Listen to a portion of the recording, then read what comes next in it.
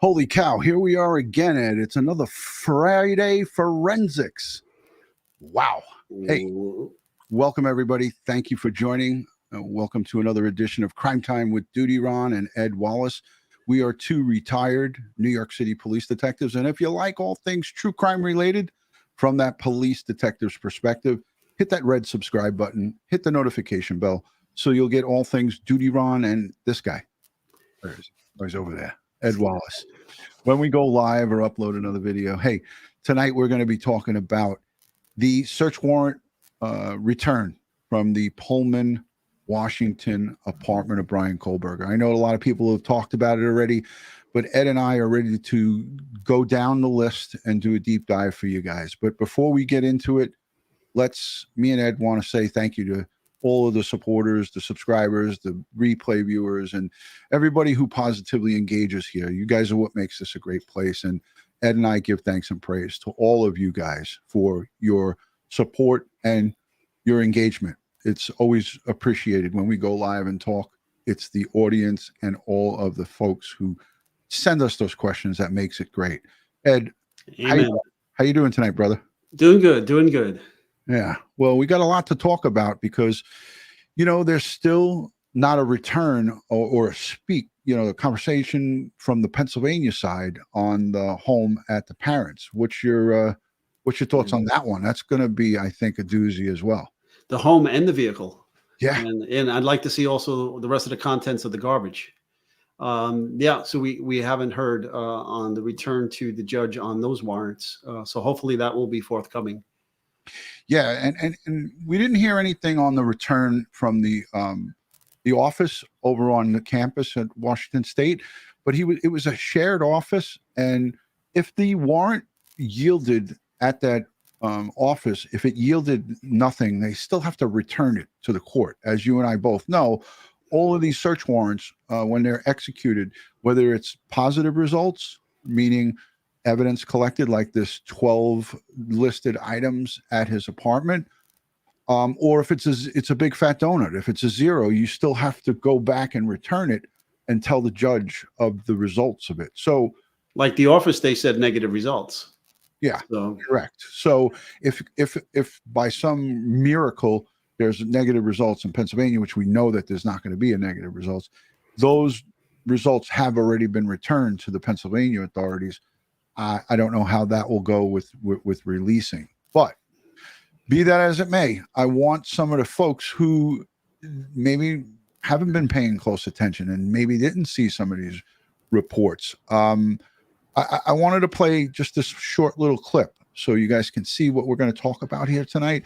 And at the end of this, in the last 15 minutes, right, give or take, Ed, we're going to take some live call-ins. So if you have questions relating to forensics, you can volley those questions at Ed and I, and we'll do our best to try to answer it. But before we get into playing this little piece, let's say hello to a couple of people. I like to highlight some people, and you know, I took some crap for it today. People left me messages like, "Hey, DutyRon, we want to hear what you have to say. Don't say hello to the fans and the people in the chat." And you know what I say to that?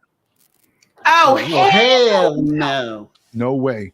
I love, and Ed and I love our live chat. This is all we do. We don't do produced, uploaded videos. We give you YouTube shorts, right? Yeah. But I will never listen to someone that says, just ignore the audience and just keep talking. You guys are the heartbeat of Crime Time with DutyRon. And I mean that. I mean it. Absolutely.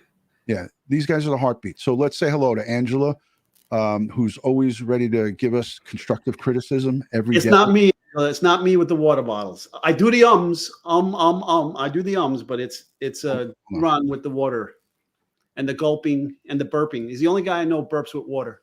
Thank you. Phil Leo is here. Dawn Marie, one of our great moderators and friends. Sharon Creates. She is one of the most kind women I've ever met here, and there's many kind women on here, but Sharon is unbelievable. She does so much for Crime Time with DutyRon, and there's Pauline Rabb, and just the list just keeps going on. Okie Dokie 7, Princess Mitch over in Arizona, Barbara, Joey Long Island is in the house. He's got to change his name, right? It can't be Joey Long Island anymore. Ed's working the switchboard as I talk. Thank you. Hey, did you see what I put up there that you got off quickly? The whole hell no just slayed me. No, yes. no. I missed it. I was asked if I was going to sing. No, I was singing just before we came on the air. Tell him what I was singing. He was singing "Fly Me to the Moon" by Frank Sinatra, and he did a really good rendition of it. So Ed, but I asked him not to sing. I asked him not to sing on the air. All right, let's get into this little piece that we want to play for you. It's 3 minutes, so it's going to set up everything that we're talking about here tonight. And you know, we're Forensic Friday Forensics, or however you want to phrase it. There's a treasure trove of information in not just this case, but a lot of other cases. Like we talked about Alec Baldwin this afternoon. We talked about just so many different, Anna Walsh, you know, forensics will never go away. The CSI and lots of these cases, they get solved by great people like this guy over here, Ed Wallace, collecting the evidence, knowing what's important to collect and how to collect it the proper way.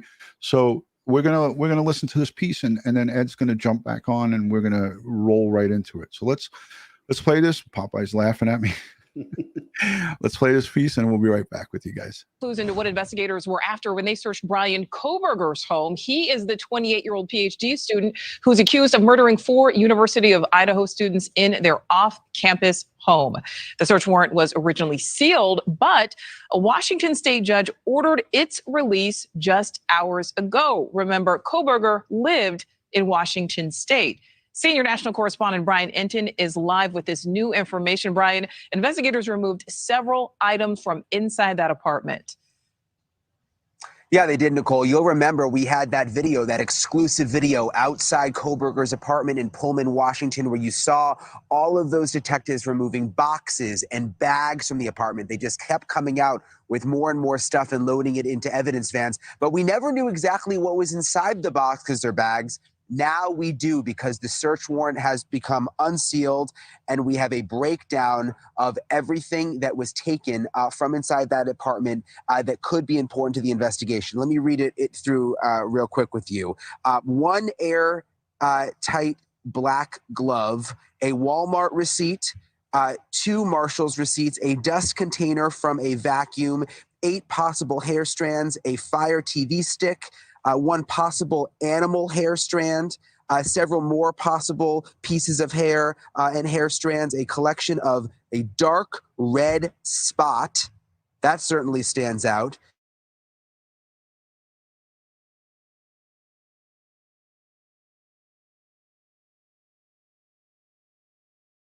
Did we lose him? Again, this was not released until today. Obviously, another package separately also taken out. Very, very interesting, Nicole. Again, this was not released until today. Obviously, a number of these items clearly were tested or in the process of being tested. We do not know how those tests panned out. That was not included in the search warrant documents released today, Nicole. All right, so Brian, you know, we saw on that list there a dark red spot, also those cuttings from pillowcases. There's a lot being made about blood spatter. Yeah, there is. And this also comes up in the search warrant documents, which we hadn't heard before, about extensive blood spatter inside the victim's home. Of course, we had assumed that these were brutal killings based on what we'd heard from the families. We hadn't seen the autopsy reports. We still haven't. So this is the first time really in black and white in a law enforcement document that it confirms blood spatter and just how brutal all of this was, Nicole. And just really quickly, Brian, something that we don't see on there, no signs of a weapon recovered. Yeah, no signs of a weapon. That's important because it says in the documents that they went in looking for weapons, but in that list of what they brought out, they do not list knife in that evidence list. All right. All right, so there you have it. Ed, what was your takeaway on that? They talked about the blood at the crime scene. You know, we went into that extensively. Yeah, let's bring up the list again. Can you bring up the stationary list? Absolutely. Absolutely. All right. So here's the list, and we'll put it up. Okay. All right. So let's start at the top, folks. It's not nitrate. gloves, nitrite. It's nitrile gloves. Okay. Hold on, we got to go full screen with that, Ed. Nitrile gloves, right? So that's a typo by the court. Yeah. Ed, could you put that up just one more time so everybody could see it? So they listed it as nitrite or nitrite, Nitrite, and as you can see on the box, it's Nitrile. So the official court documents, they got it wrong. It's a typo, and this is the glove. It's a lightweight. It's for those who are allergic to latex, and it's chemical resistant. Okay, they come in different thicknesses and different gauges and so forth. But this is just a lightweight glove that you can pick up in Walmart, Price Club, They come in all different Costco. colors. They come in, So They Ed, come in black, blue, green, red. You name it, you can find it. is there anything special about these gloves, Ed? Like we heard some talking heads and some people talk about, this is a unique glove. It's tight to the hand and it's used for precision. Can we dispel that or talk about it? Because I know that this is your business for a long, long time, and you've used these gloves. Does law enforcement use these gloves, Ed? Yes, law enforcement uses these gloves. It's just bloviating on the part of the people that are doing these news stories. Okay, I mean, they're just hyping this up. It's nothing special. Okay, it is chemical resistant. That I'll give you. Okay, so again, no big deal. But okay, in the big picture, what's on the glove? Okay, could there be DNA on that glove? All right. Right, because they just talk about one glove, right? One glove, right? And they don't. There's no context as to where anything like this was recovered. Where's the second glove? One Walmart receipt with a Dickies tag. Now, Dickies is usually clothing. The Walmart receipt, it would be interesting to see what's on there. What kind of evidence could we get there? Fingerprints. We have a date and time stamp on that receipt as to when he purchased whatever this is from Walmart. We have 2 Marshalls receipts. Now, you can buy just about anything in Marshalls, from clothing to even nitrile gloves. They sell a lot of different things in Marshalls. So let's see what he purchased in Marshalls. Maybe this is a part of his black ensemble that he was wearing that time when he entered the crime scene here. Right, when DM made that the statement to the lead detectives that he was wearing a black mask, right, or black covering over his nose and his mouth. Yeah, we don't know exactly what that is, but again, the black gloves could have been these gloves that we're talking about here. And I don't want people to get too crazy with this. Char, thank you for becoming a channel member. We greatly appreciate that. Yeah, the dust container from the Bissell Power Force vacuum. Okay, did he use this vacuum to clean his car? Did he use this vacuum to vacuum his clothing? Or, what's inside of that dust container? Is it a filter? Or is it the plastic housing? I don't know exactly what they're talking about here, but it'd be interesting to see what the results of the lab work would be on this. Now, let's also take into consideration, Ed, this crime happened on November 13th. And this search warrant and these items were recovered December 30th.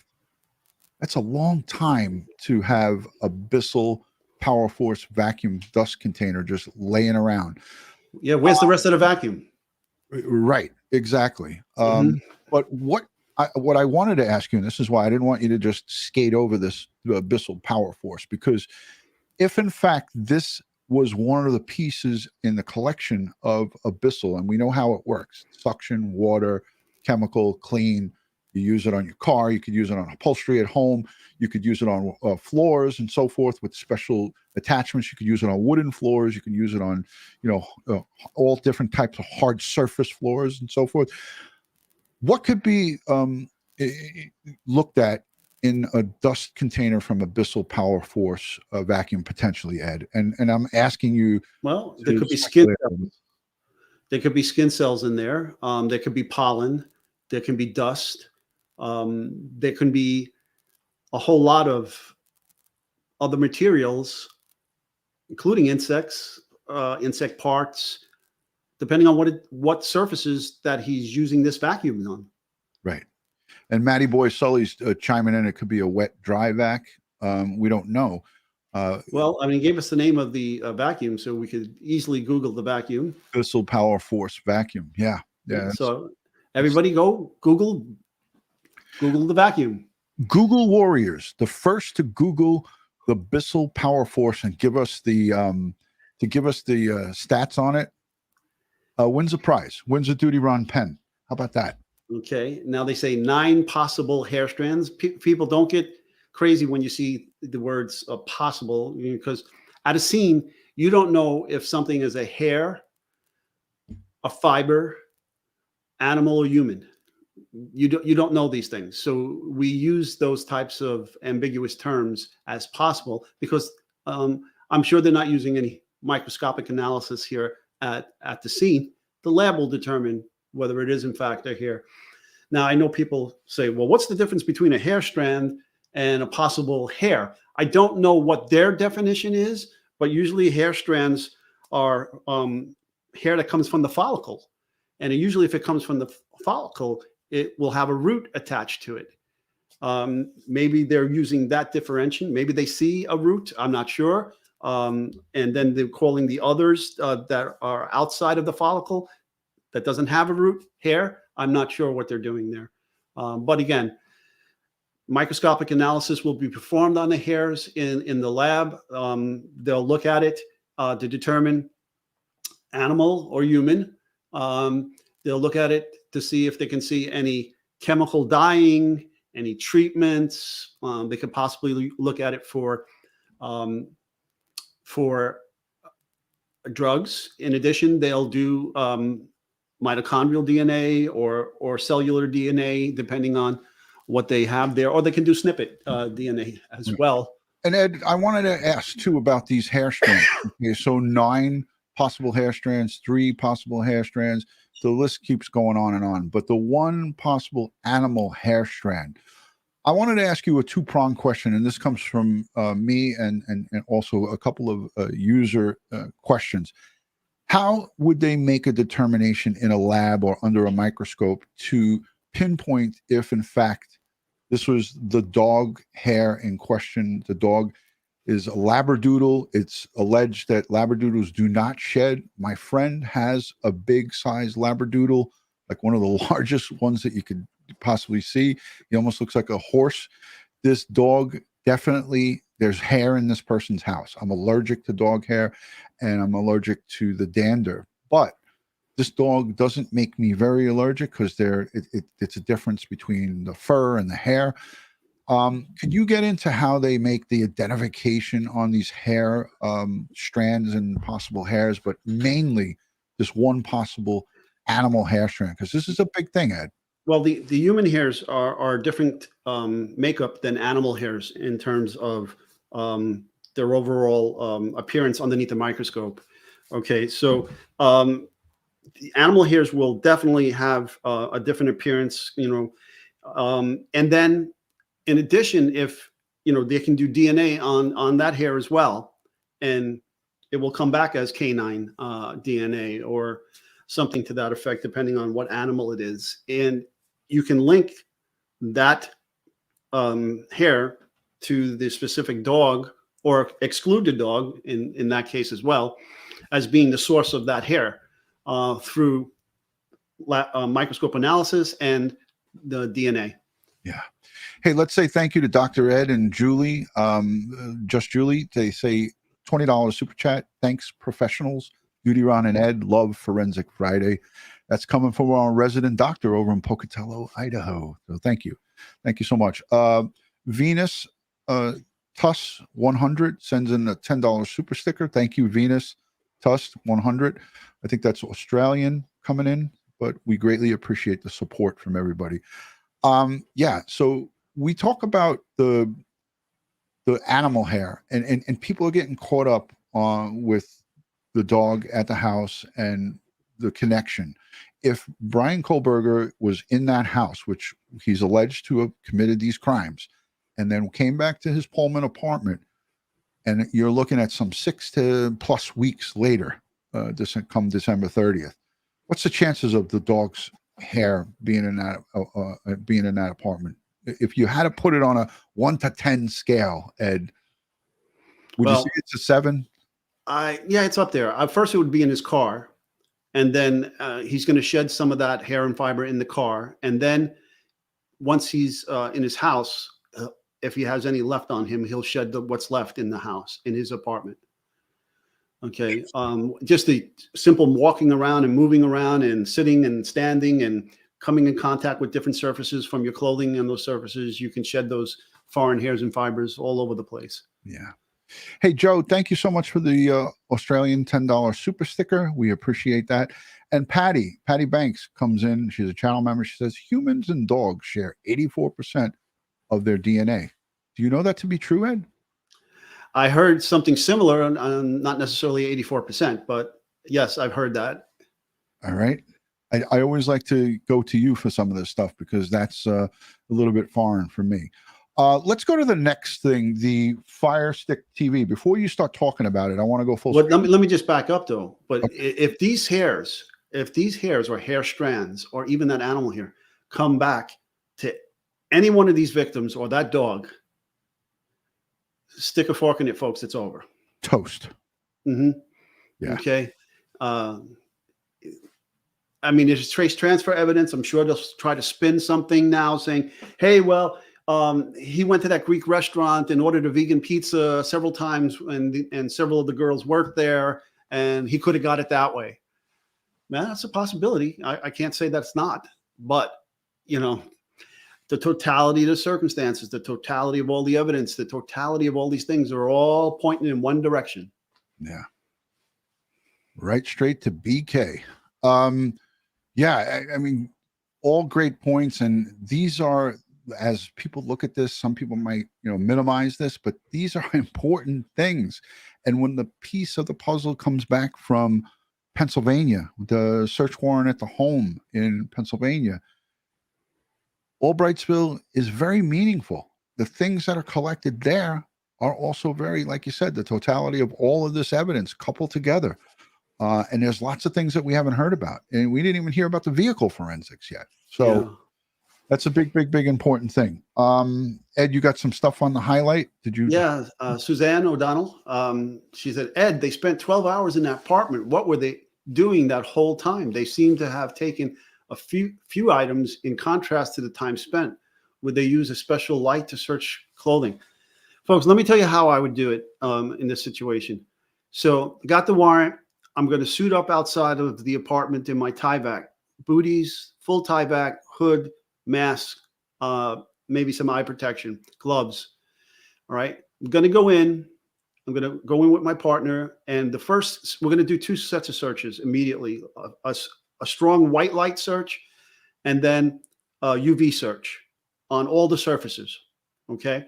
Now UV, as I said, will make hairs and fibers fluoresce. Whereas white light, obliquely lighting surfaces will be able to detect where possible hairs and fibers are also that are just sitting on the surface. Okay, the UV will cause certain hairs and fibers to fluoresce.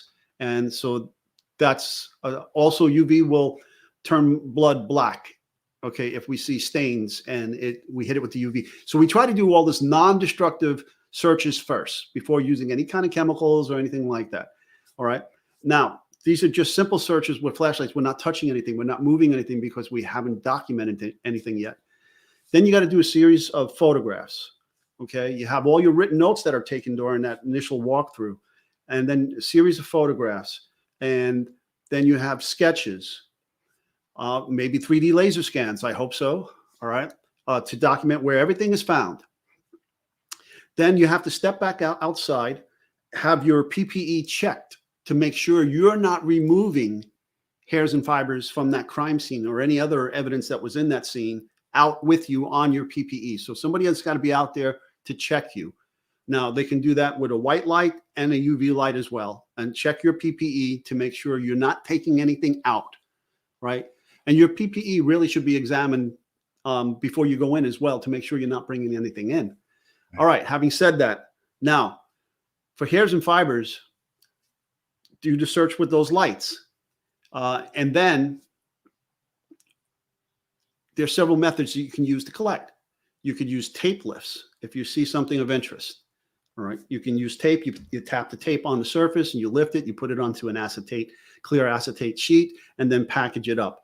Or you can do vacuum. There's 3M trace evidence vacuum canisters. Although the hair and fibers experts typically don't like that method anymore, because it also brings up all the dust mites, insect parts, anything that's in those surfaces. It's going to suck it out with them and trap it on a filter, a submicron filter. Okay, those are several ways of doing that. But if you have to do the whole apartment for hairs and fibers, it's going to be quite extensive and take some time. Now, so that's just the hairs and fibers. Now there's reddish brown stains, possible blood. Let's bring that list up again. Sure. Here's another thing too, folks. If they have a digital infrared camera, you could use that also to search for blood. And so long as you have the right lighting equipment, and you can take a series of photographs of various stains like you see here. Collection of a dark red spot, not tested. Okay, it doesn't tell you where it was or what surface it was on, or any materials or where they took it from. 2 cuttings from an uncased pillowcase. Reddish. An uncased pillow of reddish brown stain, large stain tested, but they don't tell you the results. Can you also walk through, if you want, or when you can, circle back to why they took just the cuttings? Because a lot of people got caught up, Ed, with, hey, why didn't, I saw this on Twitter a lot, why didn't they just take the whole pillowcases or the whole pillows? I don't know why. I would have took the whole pillow. All right, can you talk about why you would have done that? Yeah, I'm not gonna try to manipulate this in the field like that. If I have access to the pillow, then the pillow has multiple stains on it. I'm not going to cut the individual stains out. I'm going to package the whole pillow appropriately and let the lab do it in a controlled setting, not in the crime scene. Okay, that's how I would do it. There's no. Let's just put it this way: the more you stop manipulating that pillow and doing these cuttings, the more chances you have of making an error. And okay. The defense. Right. So photograph it, document it, photograph it with infrared, test it. They did test some stains, but we don't know the results. These are presumptive blood tests they're probably doing in the field. Okay. And we're not talking luminol or blue star. We're probably talking a hemodent test or phenolphthalein or any number of other blood presumptive tests that they can do, or OBTI, whatever the case may be. And once I've got those test results, I'm packing that whole pillow in a paper bag and shipping it to the laboratory for them to work up. Right. Because couldn't have been parts of that pillow that maybe might have been missed in the field with clear substance. Did they blue light that thing? Did they look at it? I would hope so. Yeah. I would hope they would hit it with a UV light, and look at it that way as well.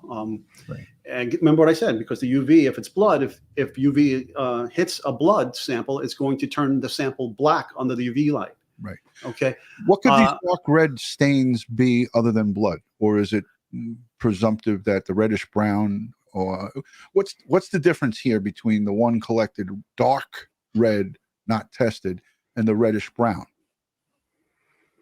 I don't know. I don't know what determination they made there, how they distinguish between the two, and why one spot was tested and the other wasn't tested. I don't know where that one collection of dark red spot came from and what's the substrate that it's on. It doesn't give you that information. Right. Such as like the pillow without the pillowcase, and then the two top and bottom mattress cover packaged separately. Right. 2 top and bottom mattress cover. So are they talking? I don't know. Are they talking a fitted sheet, or are they, I don't know what exactly they're talking about, but they took the whole thing though. Right. It's just funny. The larger thing, the top and bottom mattress cover, which got to be larger than a pillow. Oh yeah.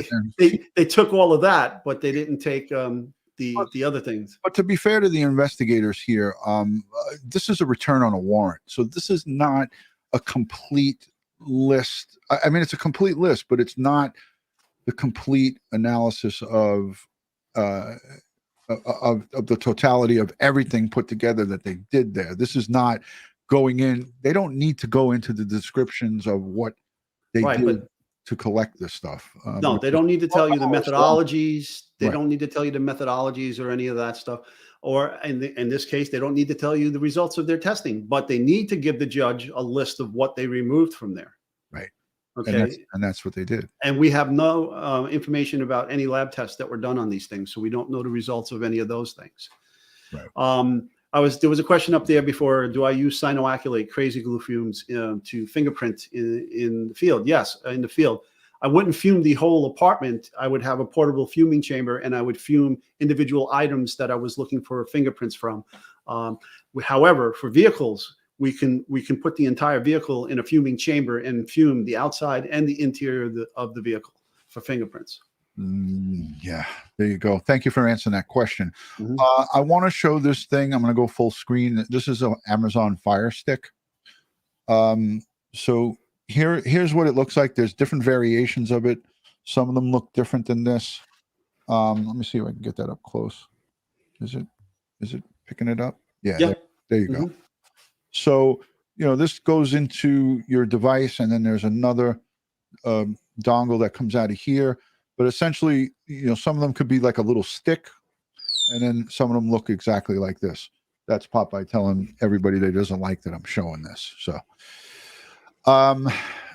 that's the Fire Stick that we're talking about here in right down here. Fire Stick TV, Fire TV stick with cord/plug. So that was an example of that. So now we all should know that you can get internet television through a Fire Stick, but there's also other things you can do, like go on YouTube Live or search YouTube and look up videos and other things with that kind of information. Hey, Phil, leave the jokes to me, all right? Phil, Ed just gave you a little pat down. Amy Mayer, thank you so much for becoming a channel member. And Michelle Herbert, thank you for the super sticker. Much appreciated. Ed is scanning the chat as we speak. Mm-hmm. But again, there's so many people that have questions in regards to this. There's disappointments in regards to this list. You can't embellish this list. It's what you've collected. It's what you've collected during the course of a search warrant. And, I've seen 15-page documents on return on warrants to the court. I've seen one-liners, negative results, so. Yeah, but for 12 hours of work, as I saw in the chat, it doesn't seem to be a lot of evidence that was recovered. Now, having said that, did they see evidence that the apartment was given a thorough cleaning? Are there fresh vacuum marks on the rugs, or if there is rugs in this place? We don't know what kind of flooring there is. Yeah, there's a question there. Could we find fibers and hairs in the air filters? Absolutely. Okay, absolutely. What kind of heating system is this? Is it a forced hot air system? If so, yeah, check those filters, check those vents. Again, check the eddies. We did see an HVAC company come into the crime scene. What I'm talking about is apartment. Yeah, but not over here. Not over here. But the cameras weren't rolling all the time over there. There wasn't as much attention paid to that. But the big thing we jumped over is that computer tower. We're going to go back to it. We're not going to miss it. Yeah, what is on that drive? What is going on there? Okay, and getting his IP address and searching this computer for any Google searches, as we saw with Walsh up in the state of Mass, his damning Google searches. What did this guy do? Besides, now we have a social media link of him trying to contact 3 of the victims. We know that he also now have a connection with the Greek restaurant and the vegan pizza and 2 of the victims that work there. Yeah. So all the pieces of the puzzle are coming together, but it's going to be critical to see what is in that computer. What are on those hard drives? They also took a lot of, but I don't see it. I thought they took, I don't know. I thought I saw something where they took some writings and books, but I don't see it on this list. Right. It would have been listed, but I definitely remember Fox reporting about something like that. Northern California Cubs fan said, I love Forensic Friday. And thank you for the $10 super sticker. Actually, it was $5. Thank you so much for that. And then Kristen Cure, she sends in a $10, and she's talking about Scott Reich, who's a criminal defense attorney. He remarked that this last search warrant was too broad and defense will attack it. You know, I mean, a search warrant being too broad. I mean, this is a return. This is the returned itemization of a search warrant. So I don't really feel that it's too broad, and I don't think that the defense will attack it because this is what they collected. Well, first of all, they had to get a judge to sign off on this. Yeah. And they had to give an application to the judge. This is what we're looking for. And the judge said, yes, you have probable cause. Yes, you can search this apartment for the things as stated in your application. Right. But what I just want to touch on Okie Dokie 7 here. That's huge because in the back of those towers, you have fans and you have filters. And these fans and filters, they collect a lot of stuff, dust, fibers, hairs, so forth and so on. And actually getting into the internal, pull the casing off the tower and looking in there because there could be more evidence in there besides the electronic evidence. I'm talking hairs and fibers and so forth. Right.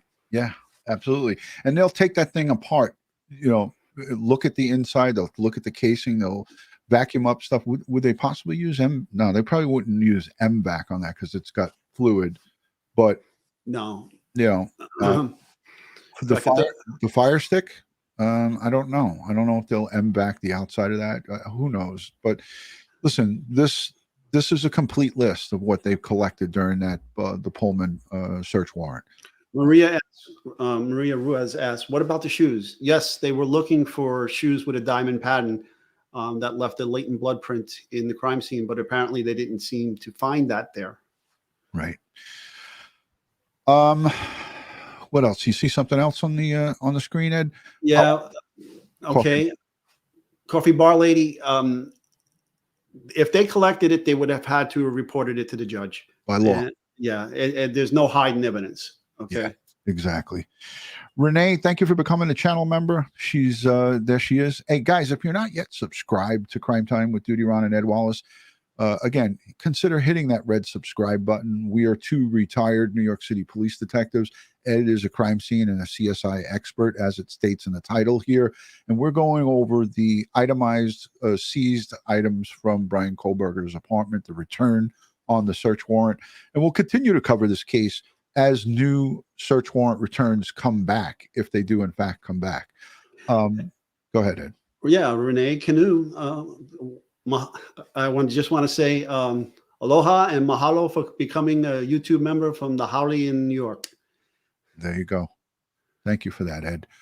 Can we talk just a little bit about what is going to be going on with, and I know this is not our expertise, but the law side. We know that there's a gag order that was put out, and then there was an amendment, and I have this written down here as important. There's an amendment to the gag order, and it extends to the lawyer for Stephen Gonzalez, Shannon, that lawyer who is representing the family, and any lawyers or anyone that is, as I said, if you get a subpoena to come in and testify as a witness, the gag order now is applied to you. It's applied to family members, friends, people. No, nobody that's involved with the families can now speak about this, and people are up in arms about it because they're talking about your right to free speech, and it says it in this gag order. The judge starts talking about it. I want to pull it up so we can take a peek at it, but this is basically putting a sock in everybody's mouth that's remotely well, that's not remotely, but that's involved in this case as potential witnesses or people who are going to testify, expert witnesses and things like that. Have you ever seen something like this so broadly put out there, Ed? You've testified on many trials. Yeah, I don't think I've ever testified in a case that I had a gag order on. It was rare in New York. I don't remember one, and I had a lot of high profile cases, so I can't remember one that I had a gag order on. Gotcha.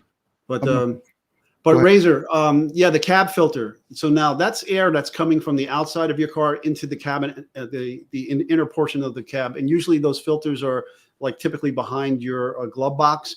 And if you've ever pulled one out yourself and looked at it, a lot of times you might find leaves and other things like that. So it's air that's coming into your system and circulates. It tries to filter it before it gets into your heating or air conditions, so forth. Yeah, you can pull those and look at them. I'm not sure how helpful they would be in this case. Plus, you can pull the regular car filter. You know, I mean, we're talking the difference. What? How many miles from his campus to the victims? Eight or nine. So a lot of the same pollen, a lot of the same trees, a lot of the same indigenous wildlife is going to be in there and trapped in those filters. So I don't know how helpful that would be to the case, though. Could some hairs get sucked up in there? Maybe, if they were, if they were air, they were up in the air inside the cabin of the car at the time that he was running it. Right. Ryan, we don't know that the detectives didn't check the shower drain for hairs and fibers. We don't know that. We don't know where these hairs and fibers are coming from. So. Hey, I want to play just a little piece that explains the gag order, Ed, and then you could scan the chat for any more questions. And I want to share a link for people to come up because I promised 15 minutes, and we're getting to that point right now. So let me play this little clip that is going to explain the gag order, and then I won't play it all, but I'll let you listen to what the attorney has to say. Joined now by legal analyst Nicole DeBoard. Begin, Nicole, by telling us, what does this dissemination order really speak to the case, and what does it do?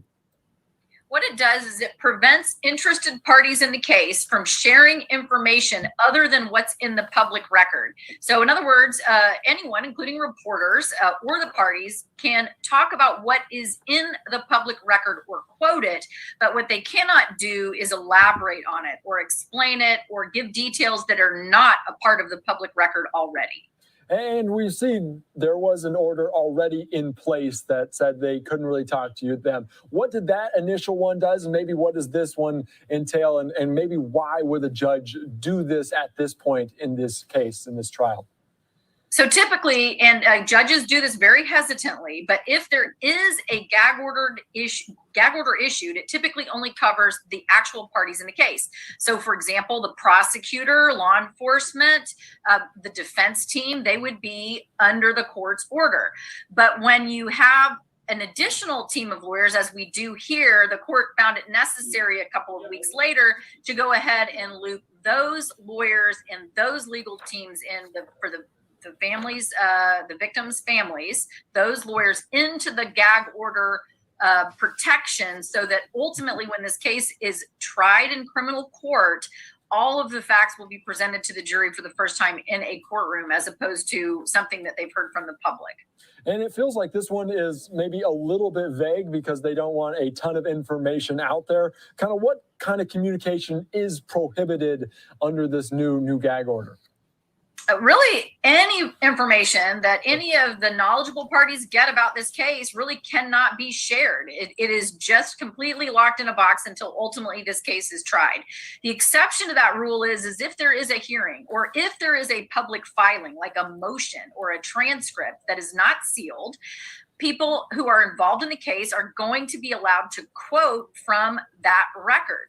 What they can't do, however, is talk about things that they learned in the investigation or things that they suspect or things that they're gathering from their work as they develop their own prosecution strategy or defense strategy. All right, that's enough. I wanted to just play that. You guys got a good idea that Ed is chomping at the bit because he's looking at the chat. But before you start talking to the chat, Ed, I got to say thank you to Tracy McGrath for becoming a new member. Deborah Sunshine, I love that screen name. Thank you for becoming a new member. And No Robinson Crusoe, thank you for becoming a channel member. Hey, I do not think that it's off base to say the people at People Magazine pushed interviews with the Greek restaurant folks to talk about Kohberger going in there. The DMs that were released from the Instagram account, they might all have an influence on the judge's decision to further this gag order. Because remember, the judge and the prosecutor, they want justice to be served. They don't want to have the defense have a ground ball to get stuff thrown out. So, gag orders aren't a bad thing. Everyone's all pissed off about it. And like, oh, well, that means we can't get in more information. Yeah. Until June, there should be nothing that's going to come out. And anybody that's trying to get stuff out is really not trying to help. I'm sorry. I mean, I know I'm going to get backlash for it, but it is what it is. And that's a fact. It's a fact.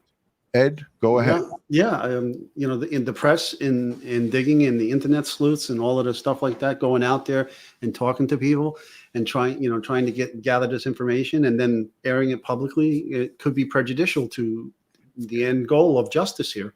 Think of these 4 victims who were brutally murdered and their families. They want justice. Mm-hmm. And having rubber gums, they say loose lips sink ships, right? That's right. That could be the difference between a guilty verdict and him getting off.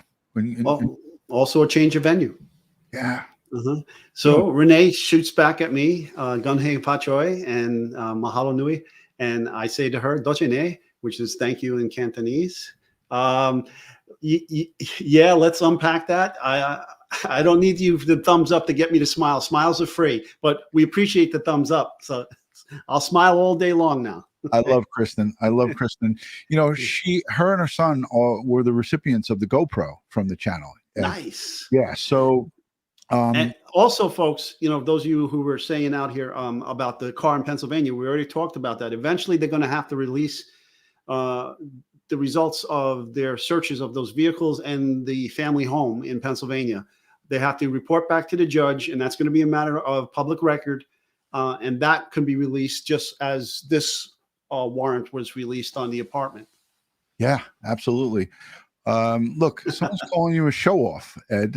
What am I showing off? You're I'm not in a Speedo. Multilingual, your wide array of communications, I guess. Mm-hmm. I just shared the StreamYard link to come in and join us. It's starred in the chat, and I'll do it one more time.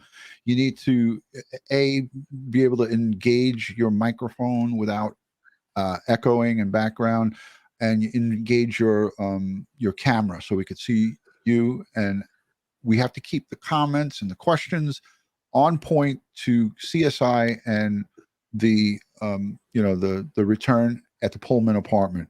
Let's try to keep it to that, or anything CSI or forensic related is what I'm saying.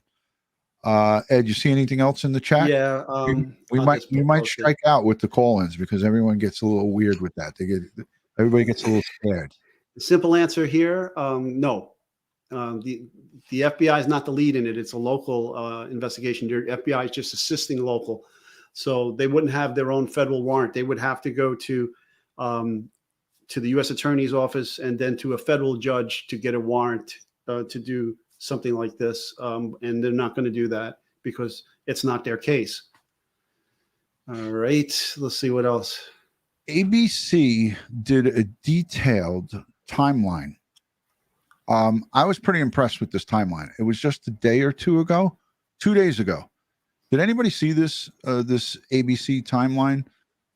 If you haven't seen it, I'll link it down below so you guys can check it out.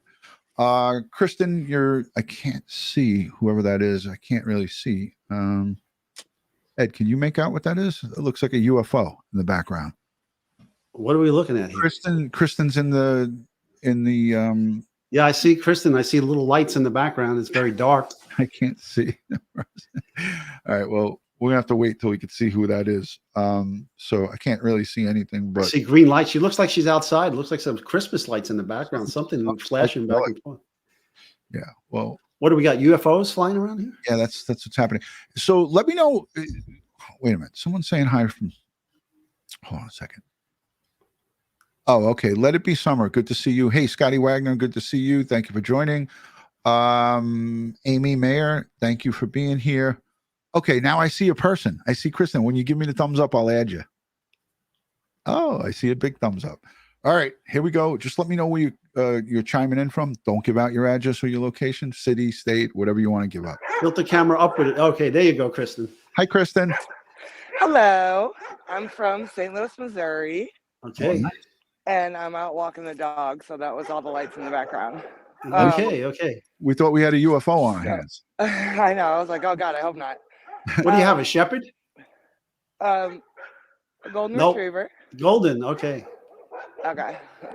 What's your So my question? question is, so would they have swabbed like any inside of any drains in there, or has too much time passed for anything like that to happen? In his Well- apartment?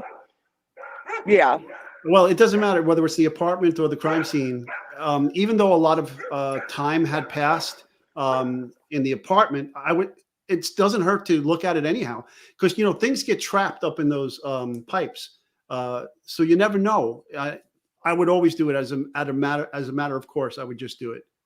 So is that Pull it- something they would like put in there if they did, or that's just something they do automatically and it's not included in findings per se? Well, we don't. Like I said, we don't know where those hairs came from. Geez, the other day, my wife decided to put one of those sticks down the drain in the shower, and boy, did she pull out a ton of hair. Okay. So you never know what's down in there. So you have to go in and take a look. But so we don't know where the hairs are coming from, but it doesn't seem that there's a lot of hair that they collected in the first place. So. Right. But as a matter of course, I would have, if these were my scenes and I was processing, I would do that. I wanted to also add to that, Kristen, and thank you for bringing up about the drains. This has nothing to do with the drains. It's got to do with the sheath at the crime scene, at the King Road crime scene. There's a lot of argument, Ed, and this is Forensics Friday. So there's a lot of argument about that they pulled the touch DNA, and I unmuted you, Kristen, to just mute the dog noise in the background. It's fine. But as soon as I ask this question, I'll unmute you if you have something to add to it. But Ed, so they have the touch DNA on the clasp, right? On the metal clasp that closes, right? And this is coming from user-generated questions.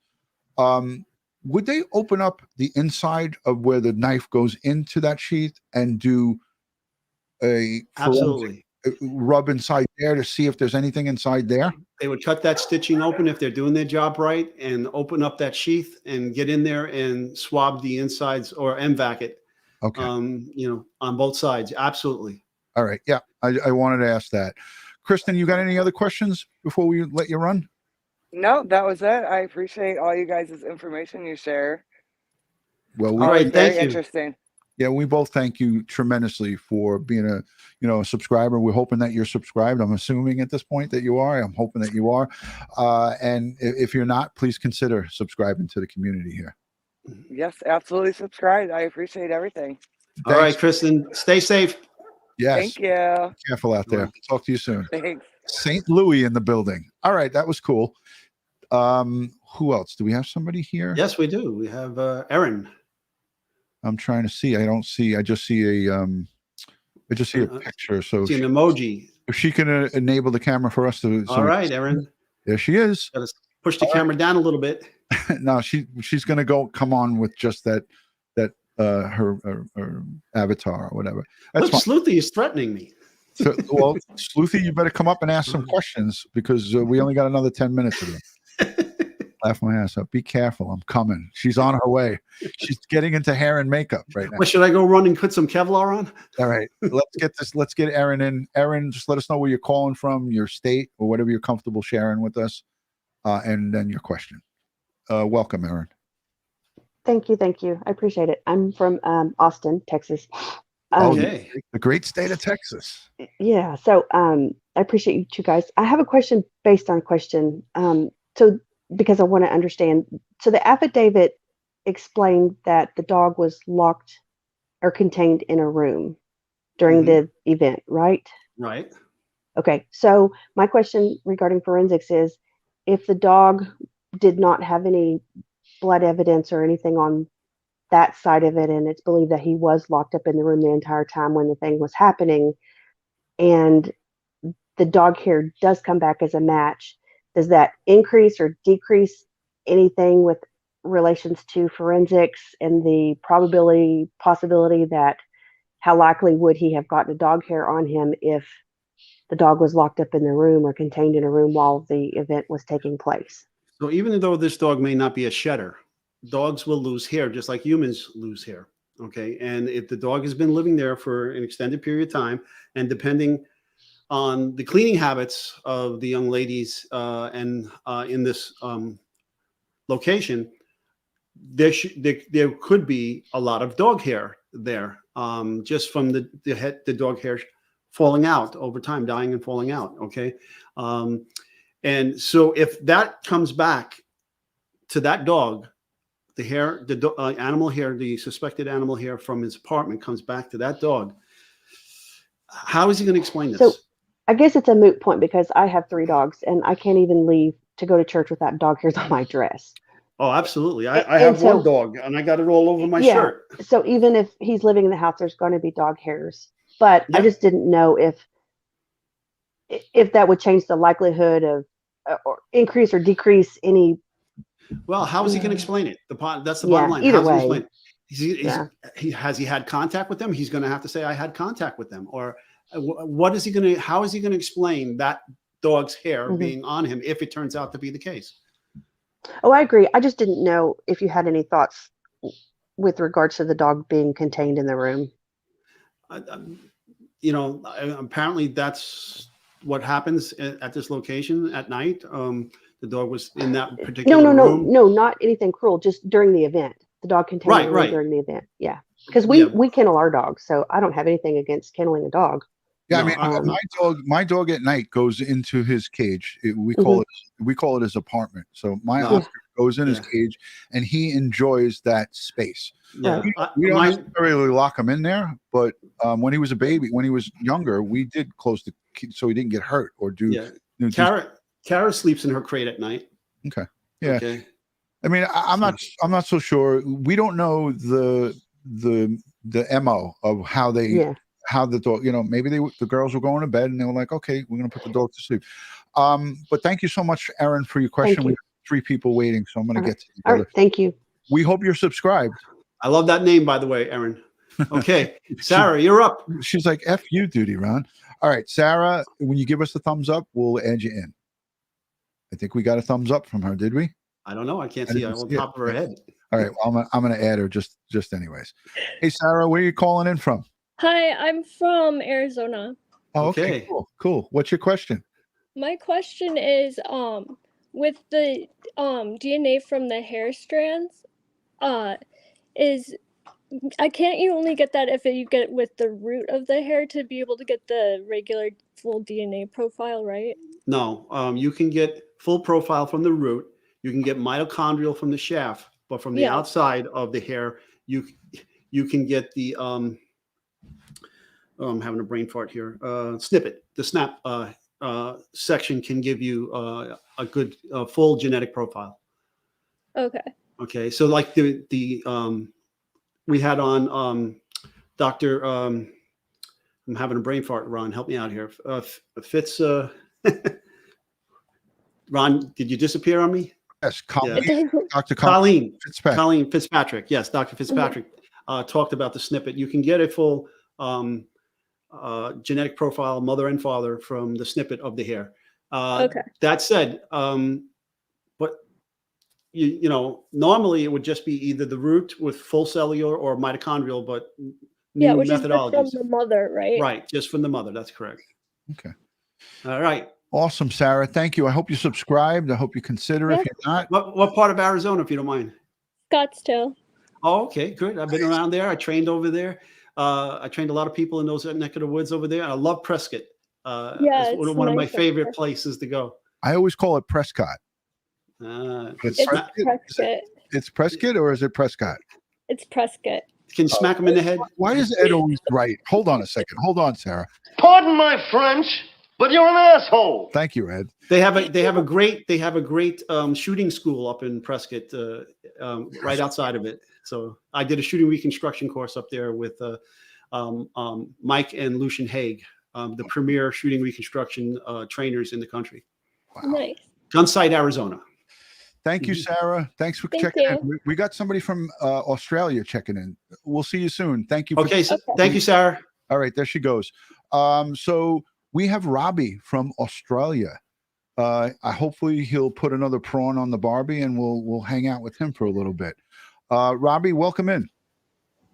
Hello, guys. Nice to meet you. I'm calling from Melbourne, Victoria. All right. Love your show. Hello to all the guys out there. You guys do a great job. Sad Thank to you, see Robbie. you're retired, but you're still doing something. My question is what happens with all this evidence after all the trials are finished? Do they get destroyed? Do they get put into a museum or anything? Or Well, they have to hold on to it. He's talking about after the trial is over. They have to hold on to it and until all his appeals are through. So that could be in a storage facility for quite some time. okay, how long roughly does it eventually get destroyed? Or Well, in many cases, it will get destroyed after all the appeals have been exhausted. okay, thank you, guys. Love your show. Hey, Robbie, I want to say thank you for all your engagement, and you leave a lot of comments, and we always answer you back. I know you know that, but we have so many friends. We had Dr. Ian Dodor. He is from Perth, Australia, and he's a bug doctor, right, Ed? What's his official? Entomologist. He's a forensic entomologist. So he studies the bug effect on decomposing human bodies. And we had him on as a guest to talk about, I believe it was the Gabby Petito case, right, Ed? Yes. Yeah. And I'm coming down your way in 2024. Well, love to see when you come down here. We love the Americans, and it'd be great to catch up if ever you're doing a show or whatever. So, okay. Awesome. All the best, guys. Thank you. Nice here. Okay. Thanks, Robbie. Cheers, mate. Cheers. All right. Excellent. I love it. Yeah, he actually even communicated with me in the private chat. Like I told him, just hang out a minute. It's going to take a little bit. And he was like, okay, no problem. Right. So that's Robbie. He's a great friend of Crime Time with DutyRon, and I'm so glad that he came into the studio and hung out with us for a little bit. Hey, Ron, do we want to touch on Alec? Hold on a second. Alec Baldwin? Yeah, absolutely. And there's so much going on with this thing. They're not only going to be charging him, but they're looking to charge now. I believe they did charge the armorer as well, the 25-year-old. I don't have the names, but I know that her whole entire family, I think her dad was a master armorer and, worked on lots of films and so forth. But do you want to give your opinions on this? Because you're an expert at this. Okay. So, folks, what he was using was what's known as a single action cowboy revolver. Okay. For those of you who don't know, there are two types of revolvers. Actually, there are more than two types, but for the purposes of this, we're talking about single action versus double action. Now, a double action gun the trigger is connected to the actual hammer on the firearm. So when you pull the trigger back, the hammer is actually going backwards, okay, until you hit a certain point in the trigger where the trigger will then release the hammer and the hammer will come forward and strike the firing pin of the cartridge that's in front of the firing pin. Okay. In a single action, the trigger is not attached to the hammer that way. So when you pull the trigger, you can pull it all day long. If that hammer is forward, nothing is going to happen. Nothing is going to fire. For this gun to work, you will have to pull the hammer back and it will go into a locking position. Now, there are 3 different locking positions on these types of cowboy revolvers. There's what's known as quarter cock, half cock, and full cock. And thus the terms don't go off half cock. Okay, if you've ever heard that before. All right. So in this case, when you start pulling that hammer back manually with your thumb, or if you've ever seen an old Western when somebody is what's called fan shooting, where they're going like this to the back of the gun, pulling that trigger. Right. Cowboy in it. Yeah. So what happens is you pull it back quarter, and then there's a locking mechanism where the trigger locks into that portion that's connected to the hammer that is cut out for it to lock in there at quarter. Then you pull the hammer a little further, it goes to half, and there's another locking position there. and then you pull it all the way back. And when you pull that all the way back, the trigger tends to come back in the trigger guard towards the rear of the gun slightly. And now that hammer is locked there. If your finger is not on that trigger, it'll stay locked there until you squeeze that trigger and releases. And then it releases the hammer. The hammer comes forward because it's spring loaded. And then strikes the primer and discharges the projectile. If you're holding that trigger back, if your finger is in that trigger guard and you're holding that finger back, squeezing that trigger, and you pull the hammer back and then let it go, well, the hammer is going to go forward because the trigger did not engage in the locking mechanism at the full cock position. Okay. How did this moron tell everybody on national television that he did not pull the trigger? It's the only way for that gun to fire. Okay. And it's the only way for that gun to fire. So, and he doubled down on it with George stepping. Well, off. he didn't have any good legal advice. All right. He should have never went on television shows and opened his mouth about these things. Okay. Yeah. But again, so a single action gun, you have to pull, and this revolver now, because it's different for a single action semi-automatic. Okay. You have to pull that hammer back and get it into the lock position and then squeeze the trigger to let it go safely. Or accidentally, you can hold that trigger. The locking mechanisms will never engage. So when you release that hammer, it's coming forward and it's going to strike that primer.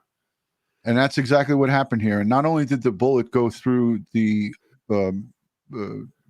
Elena Hutchinson, but it went through her and into the co-executive producer and hit him in the shoulder, I believe. So, okay, who's up next? We have two. We have she changed her screen name to Unpack a Lot of Shit, but it's Kristen. She's coming on in, and I know that she's got some good questions. And then we have Sleuthy.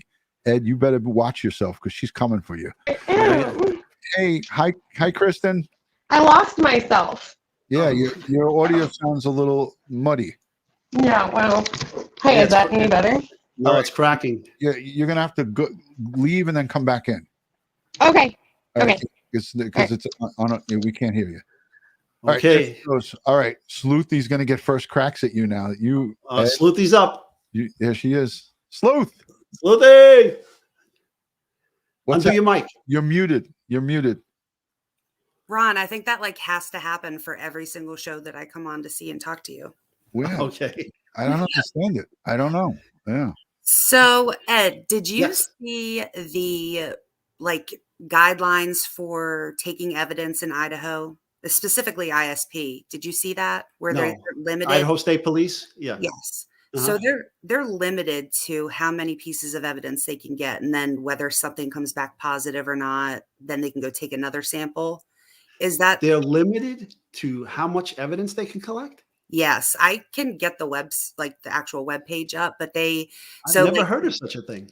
Yeah. Please explain what you saw. Yeah, I was trying to find so I could read it to you verbatim, but it's if there's been a homicide of more than one person or at more than one location, you can gather 8 pieces of DNA evidence. And then if those come back positive, you cannot go back for another submission. But if they come back negative, you can only submit a certain number of things at a time, which I guess is why they only took 113 pieces of evidence.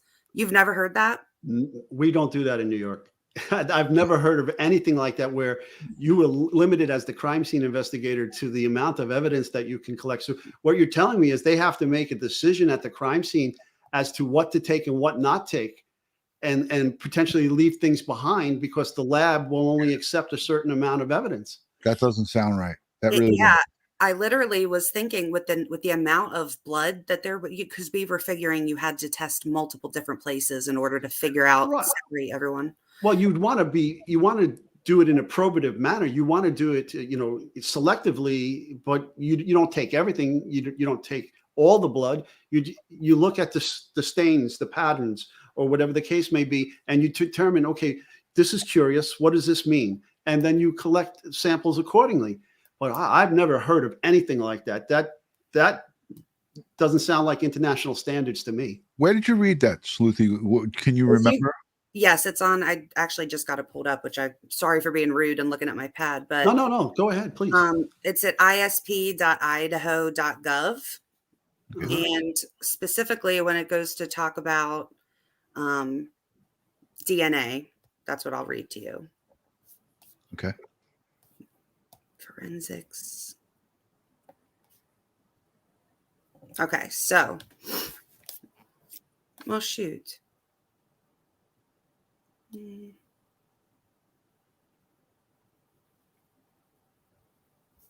Yeah, it definitely doesn't make sense. I'm looking at the chat. Everybody's saying hello to Saluthi, obviously.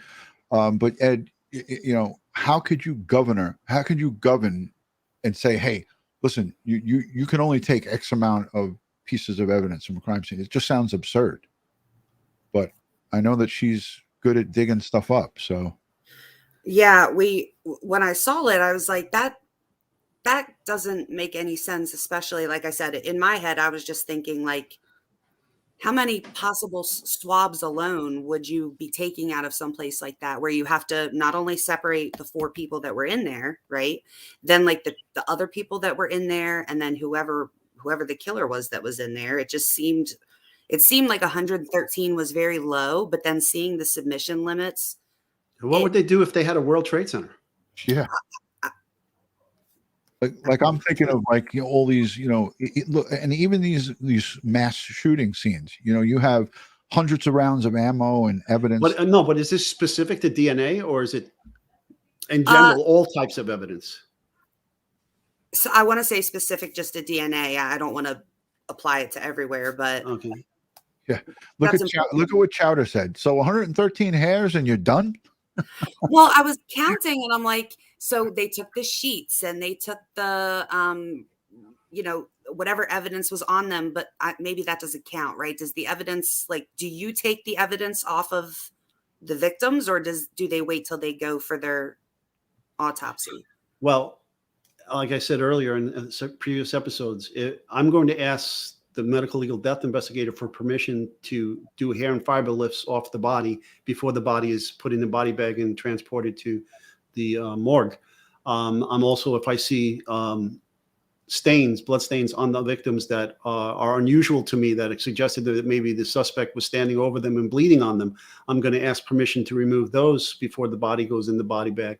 I'm going to bag the hands of the body because we don't do the scrapings of the fingernails in the field at the morgue. That'll be done then. So, I mean, I've never heard of such a thing. So please read. I want to hear this. And I got a question for you, and it just came in on DutyRon.com. This came in from Kellen. So I'm assuming this is one of our Irish friends. But Kellen said, DutyRon, can you ask Ed Wallace how many hands he's bagged over his time? Too many. Unfortunately, too many. Wow. I've had close to 3,000 plus homicides, and 3,000 plus crime scenes. The majority of them were homicides. And remember, back in the 90s, Ron, we were talking about those numbers we had back then. 2,200 murders in 1991, 1992, and it started going down, especially in 95 when we had Giuliani came in, and we really got tough on crime.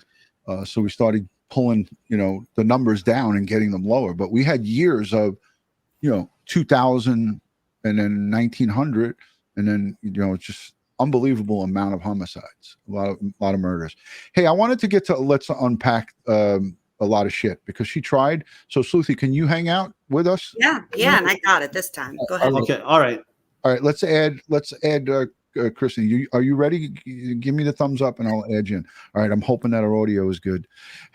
Chris. All right, can you guys hear me? Yes, much better. Yay, Perfect. look. Hey, Sleuthy. Hey. You look like great, and I look like a hot mess, so here we go. It's okay. It's all good. Stop. So you all look. Tell everybody where you're watching from. And all right, so I'm from South Dakota. I'm right now sitting in flip-flops because it's 30 degrees, and that's not cool to us. Okay. What's your question for me and Ed? All right. Actually, I wrote some stuff down from chat to help other people out. So Here we go.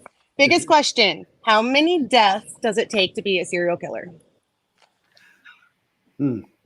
I think we had Dr. Joni Johnston on, and she spoke about that. And we're going to have her back. Coincidentally, she was supposed to be with us last Friday.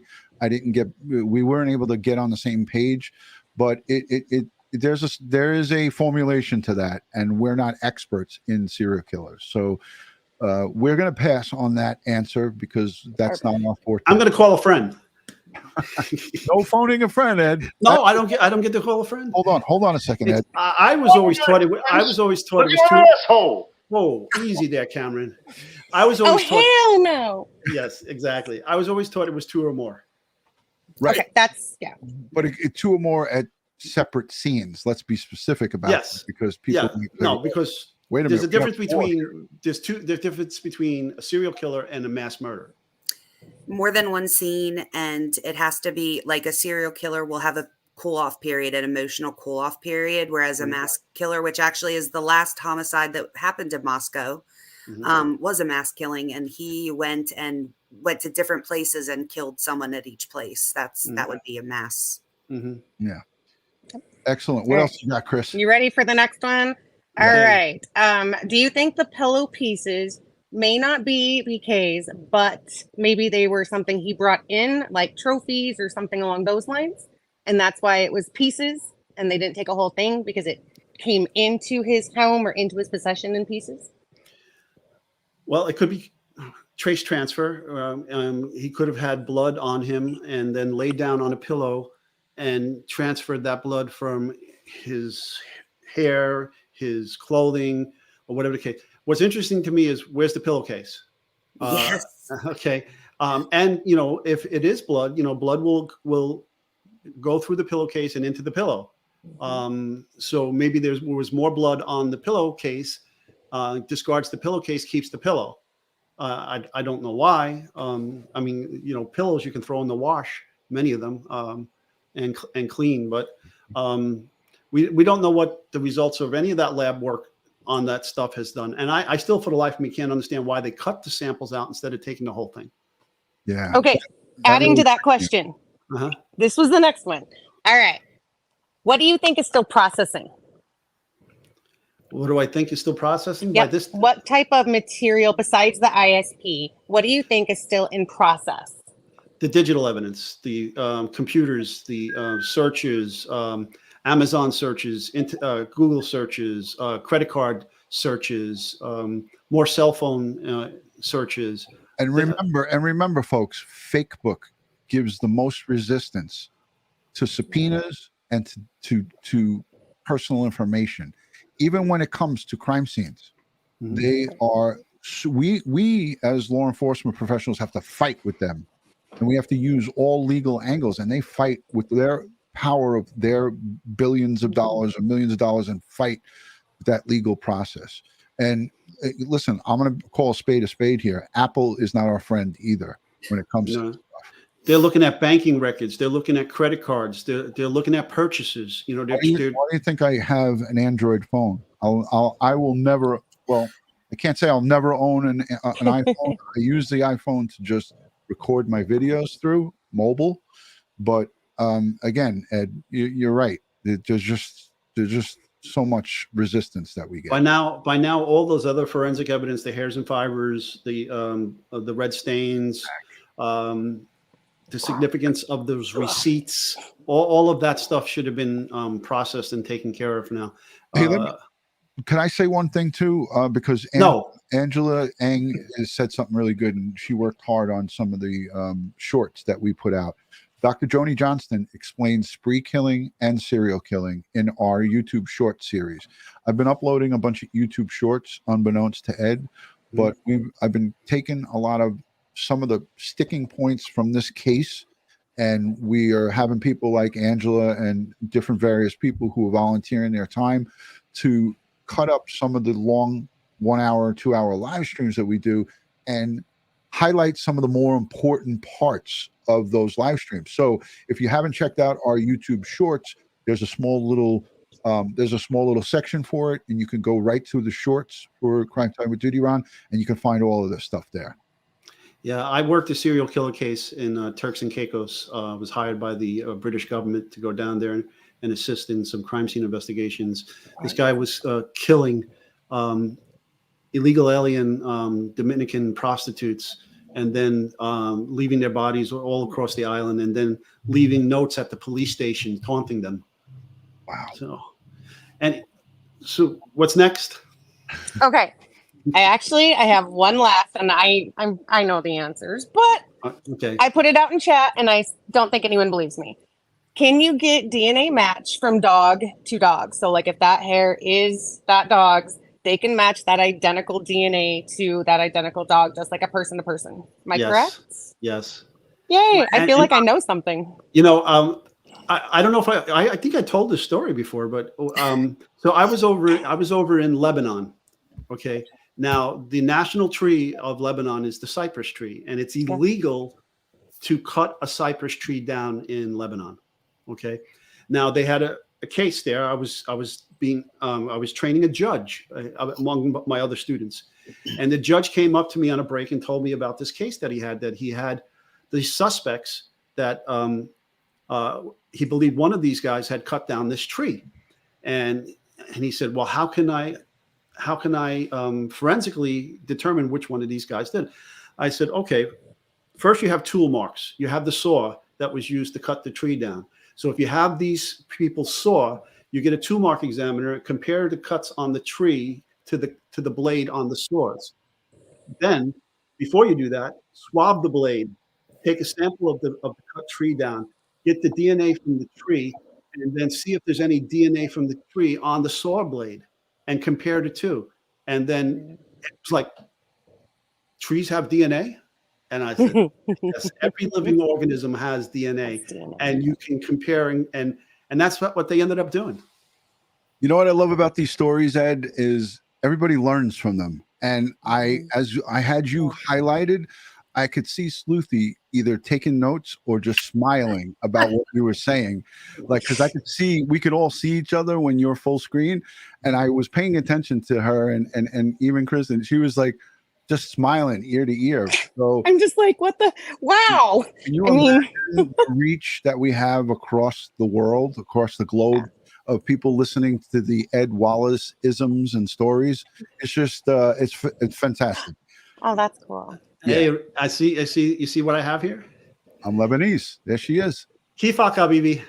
Oh boy. Okay. Okay. My personal question: how many languages do you speak? He would tell you, but he'd have to kill you. So that's just not a good idea. No, I didn't ask if he was in a 3-letter organization. So. No, but I speak a little. I speak a little of a lot. Let's just put it that way. A little of a lot. I speak a little of a lot. Very nice. Okay, so the only other thing that was like asked over and over and over in chat was for you to sing something. No. Yes, so... at the end of the show, I will sing. Well, come on, I had to do it. Yes, at the end of the show. Okay. I'm connecting you, Kristen. Thank you, Kristen. Oh, come on. All right. Bye, guys. See you later. All right. I'll talk to you soon. Thank you. All right, Sleuthy, you're up. I got it. I had to All plug right. in my computer. I just got it. So Read away. It says homicides. If cases involve one suspect and one victim, the first submission is limited to 5 evidentiary items. Wait. I'm sorry. Go back and read that one more time. If cases involve one suspect and one victim, the first submission is limited to 5 evidentiary items. Wow. Listen. Five, That's only the first sentence. 5 evidentiary items for one victim, and that's just for DNA. Yeah. Okay, for DNA submissions. Holy smokes! Could this be for budget reasons, Ed? It's got to be a very tiny DNA lab, and they don't want to get inundated if they're doing the whole state. Oh wow! Keep going, because my head is exploding right now. We got one sentence, and I'm afraid to see what's going to happen. Remind me not to get killed in Idaho. Yeah, it says it is highly recommended to contact the biology section prior to submission to discuss the specifics of your case. This will ensure the most relevant evidence is included in the first round of testing. If more than one crime scene, suspect, or victim is involved, the laboratory will accept up to 8 evidentiary items in the first submission. If probative information is obtained from the first submission, additional items will not be accepted unless special circumstances exist and the laboratory, investigating officer, and or prosecuting attorney discuss the submission of this additional evidence.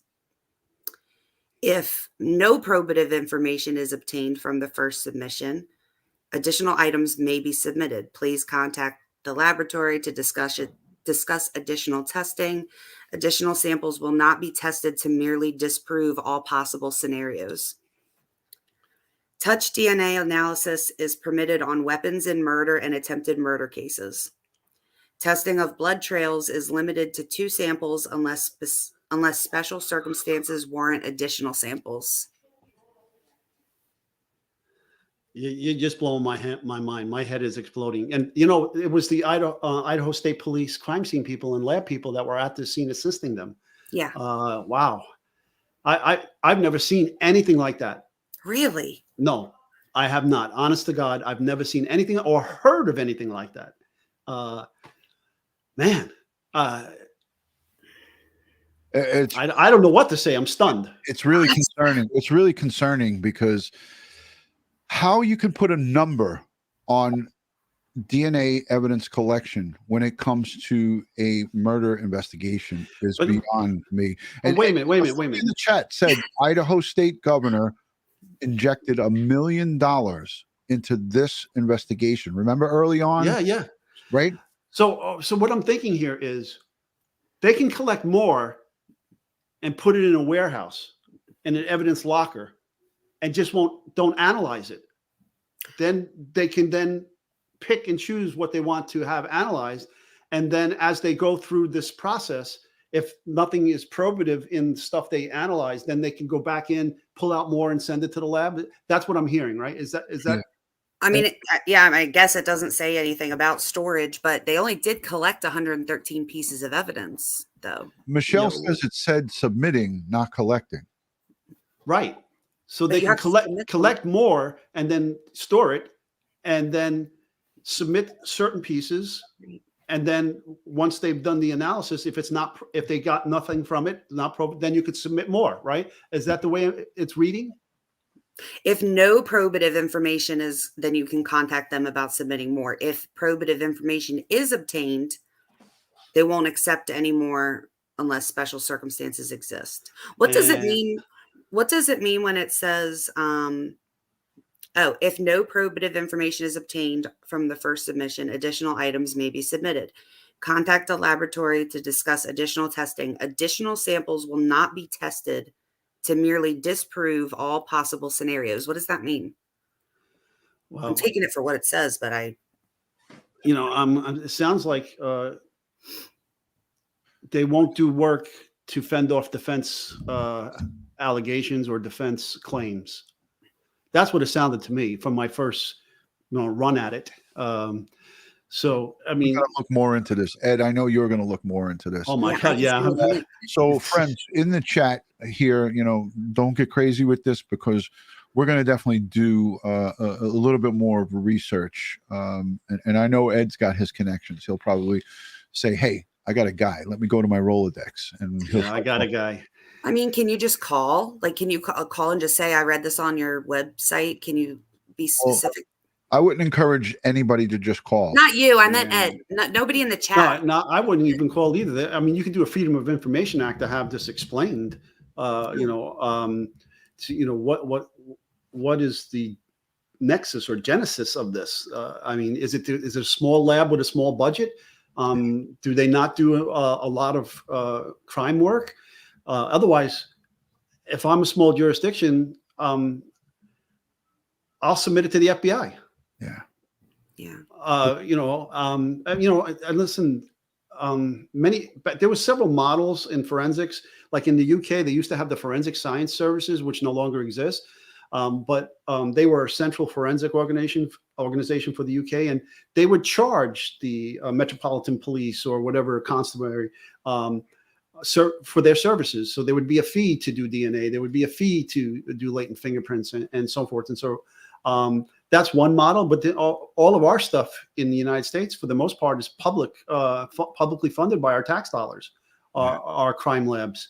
And I'm just mystified. I got to look into this more. Definitely. I knew I'd get you one day. Yeah. Well, hey, you got us. It's not that you're getting me. I mean, what is that a challenge there? You want to try to stump me? It's like stump Ed. It's a good. I was confused. I'm glad that it was. I mean, I think it's very interesting that it's not easily explained away. And the touch DNA thing. I wonder, is the sheath considered a murder weapon? It could possibly contain the murder weapon, but we don't know. You know, they keep talking about touch DNA, and I've heard this numerous times, but we don't know that the clasp was, in fact, the snap was touch DNA, do we? Do we know that it was touch DNA? We don't know the source. All it said it was I think I heard the defense attorney say touch DNA, but the only thing I saw that it was a single source male DNA. I think you're right in the first affidavit. I mean, I could look to be sure, but I'm pretty sure they just said that. I want to say somewhere else they mentioned like skin and oils, and that maybe that was what was right. I think I heard a defense attorney say that. I did. I heard a defense attorney say that. But the thing of it is that until this trial kicks off, right now with this gag order, we're not going to get any clarity on this. So everybody's going to speculate about it, and there is that speculation that touch DNA is not going to be good enough on that clasp. It's coming from people who really don't know. And listen, we had Dr. Colleen Fitzpatrick on here. I reached out to CC. I didn't hear back from her. I wanted to get some, we like to go to the experts to get the answers. I don't want to be, Ed and I won't start talking about things that we're not 100% sure on. But what she just said makes perfect sense now that the governor said, I'm going to throw another $1 million. That's why I brought that up. At this, because their budget must be minuscule in this lab. That's scary, though. Oh, absolutely scary. Absolutely. Oof. I mean, Idaho's a big state. Yeah. Wow. Blown away, folks. Blown away. Yeah, big time. Did you hear about the news stations? There's a couple different ones, and I know one of the Idaho ones, the local ones, they're all doing like a group something or other to get the gag order rescinded or something. Rescinded. It's never going to be rescinded. The judge is not going to rescind it because news wants to have that information. They're filing an appeal to a higher court to get the judge to release. Yeah, like the Associated Press and KTVB and stuff. They're all getting together for that. Denied. I'm telling you, I mean, they're not going to get anywhere with it. It's a waste of time. I want to just say thank you to a couple of people who've become channel members. Who is it? Renee. Rena actually has been a member for a month. Thank you for being a member, and thank you for that message. And to those of you who are watching on the replay, this is Crime Time with DutyRon and Ed Wallace. We're taking live call-ins from our audience and from the people who have concerns about this case. We have various people joining us here on the live, and we appreciate all of the support that we get from the community. Sluthi, you got anything else for the No, I can get down if there's people here. No, Sluthi, what do you do for a living? I'm a scribe for scribe? neurosurgery. Yeah. Oh, okay. Neurosurgery. Cool. Yeah. Brain surgeon. And she's busy, and she does a lot of different things. As a matter of fact, today she instant messaged me on Twitter and said, "Hey, Ron, if you want, I'll put together something for you." And I was like, how does she even have the time to do this? Because with all of her, work, regular job, and then her sleuthing, I was just like, thank you. So I appreciate that. Thank you. Thank you. Nighttime. I don't sleep much. Me neither. I get it. I do it now. I'll hang up with you guys, and that's what I'll go do. All right. Well, have a good night then. Thank you. Good night, guys. Lucy, there she goes. Lucy, take care. She's a badass, that's for sure. The bad mama jamma. I think we covered a lot here tonight. This has been Crime Time with Ron. We are doing Forensic Friday. We try to do these 2 times a month, and sometimes you get 3. This is, we're already. I think we already did 2 of these, so we'll probably sneak in another one before the end of the month. I also want to say thank you to the replay viewers. You guys are what makes this thing go, and you're the heartbeat of this community. So replays, live viewers, the super chatters, the folks who are moderating here, the mod squad is some of the best folks that we have. I really, really appreciate you taking out the time and hanging out here with us tonight. There's Lieutenant Pete Pranzo and Richella. With Pete, you got Richella. With Richella, you got Pete. There's a couple of other people who have been really supportive. Jeff F, thank you. #Ed. Now could this be why Bryan Kohberger chose Idaho to commit the crimes instead of Washington? He knew there was a flaw in the system. I think that's a bit of a reach. I don't think that look how shocked we were in the system. Maybe he did do his due diligence and check that. Anything's possible, right? I mean, I don't know. What do you think, Ed? I don't know that he went into that depth of research to understand the budget constraints and nuances of this lab. Yeah, that was my first thought, but I was just trying to be nice. Ava, thank you, and Jeff, thank you. It is anything is possible. Is it probable? I don't know. Sasha Johnson, you asked if I typically swab drains. Not swab, depending on the scene and depending on evidence that will point me in that direction, I will open traps and search them. And that's been a common question asked about the actual King Road homicide location, about the traps and the drains. There's talk that Kohberger, not when he was identified, but there was talk that the perp possibly showered there. But to dot the I's and cross the T's, everything gets checked. Everything has to get checked. All right. I think we're going to try to wrap it up. It's an hour and 36 minutes, Ed. What do you think? I want to just say this. What's important here is justice for the victims and their families. And I'm going to put this full screen because this is what this case is about. It's about these 4 young adults, Kaylee, Madison, Zaina, and Ethan. And we have to keep this in the forefront. Their families need justice. The community, the folks who are directly affected by this, they need justice. And if we get in the way of justice by asking and trying to get more information just because we're human and our curiosity, it's selfish to do that.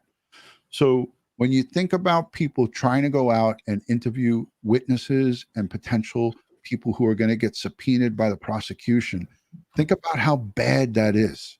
Think about how bad that is for these poor victims, these murdered victims. So these are the people who we got to keep at the forefront. And Ed and I, we take this very seriously. And, again, I had to put that up there tonight because I wanted everybody to see this. Is this a late arrival? Ed, should we do this? Should we take Renee? All right. Well, we have to get a thumbs up because all I'm seeing is a forehead right now. Oh, now we got a picture. I don't know. She was here before, but then left. So let's see. Renee, what's your question?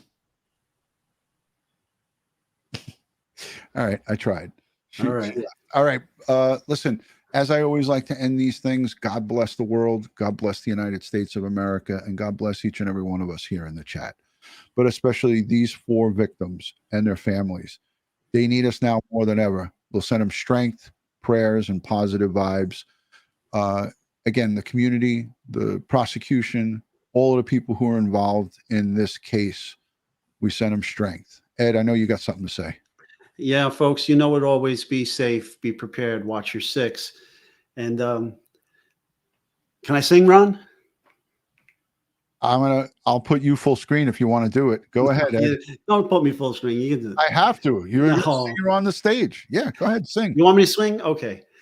Fly me to the moon and let me play among the stars. Let me see what spring is like on Jupiter or Mars. In other words, hold my hand. In other words, baby, kiss me. There you go, folks. Wow. That was awesome, Ed. I mean, you gave me a show before we went live, and now you gave the whole audience a show. Over 2,000 people got to hear that. So Frank Saluthi says Frank is my favorite, and a lot of people are loving it. So thank you for that, Ed. Hey All guys, right. want to wish you guys all a happy weekend. We are going to leave you tonight with our 4 victims, and then will segue off. There'll be no outro tonight.